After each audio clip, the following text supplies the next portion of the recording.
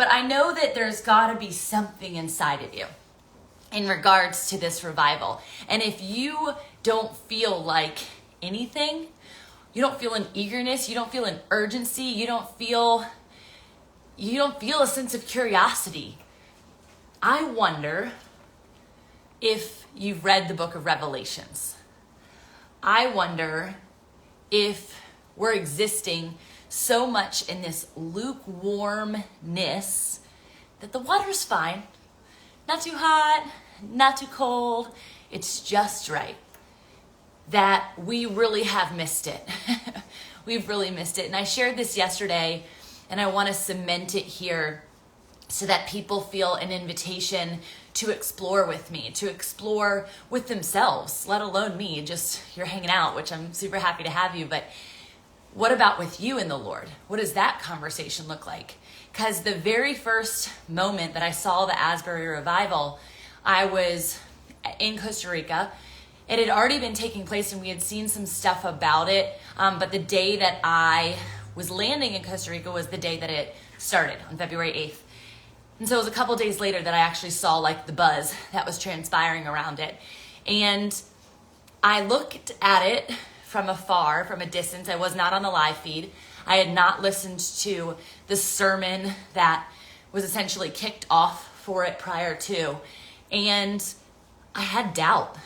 And I think in our doubt, it's an invitation to the Lord to come in and like wreck us, to come in and share otherwise. Like, I understand, you're sweet, but have I ever failed you? Is there more of me here? Is there an opportunity for you to explore and maybe see something that you've never seen before? So I love to worship. I call myself a worshiper. Actually, the very first thing that I did after I got saved and recommitted my life to the Lord. I'll say saved. I was saved when I was 14. But again, recommitted my life to the Lord, had a radical encounter with Jesus in my living room. If you've never heard about it, I'll tell you about it someday. Let me know, and I'll make sure I go through that again. But it was this radical encounter, met the face of Jesus, met with the face of Jesus, met with God in that moment. And one of the first things that I felt summoned into, like, have you ever felt like truly drawn by the Lord? It's like the most special feeling because it doesn't make sense to anybody else around you. It somewhat doesn't make sense to you because it's often pulling you out of that comfort zone, out of that lukewarmness into something richer, wholer, more vibrant. And that's the walk. That's the journey that we get to live as Christians, but we can get complacent. The church can get complacent. And so I felt summoned. I felt drawn in to this school called Burn 24/7. And the concept was teaching about 24/7 revivals that would be essentially worship spaces, places, centers. You could pop up anywhere and you would have 24-hour of artistic expression, creative release, and revival, and just worshiping God. And they didn't call it revival. They just called it worship, 24 hours of worship, 7 days a week. And that there are places currently in the world doing this consistently. And I don't know why I felt summoned to do it. I was not a worship leader. I was not musically inclined, if you will. I could dance, but I wasn't the typical avatar, if you will. I was in a training yesterday with a bunch of Christian kingdom entrepreneurs, and I was saying that I don't follow the business rules. I kind of break down, I break out of the box that the business industry is trying to put us in. There's no ideal avatar for your niche. Jesus didn't have an avatar, and I don't believe in it. So I'm sitting there talking with them and processing that I was not this ideal avatar in this worship school. Everyone played an instrument or was a singer. And they're like, so what do you do? Like, what's your gift and talent?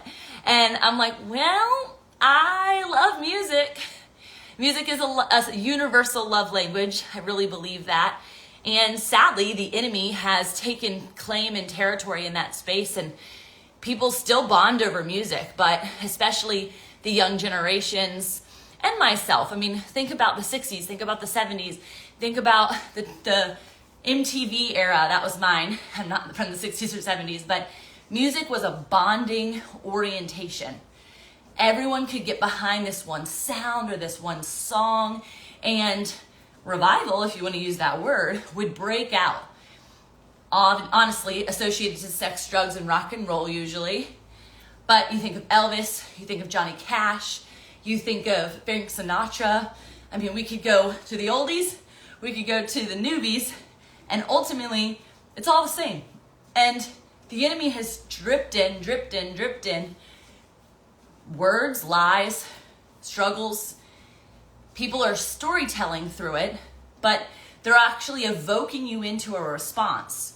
They're evoking you, they're manipulating you into what you should do next. Versus worship to God, our Father in heaven, is a focus not on self, not on woes, not on worries, not on worshiping our own love lives or strangers or our bodies or any of those things. It's worshiping God, our Father.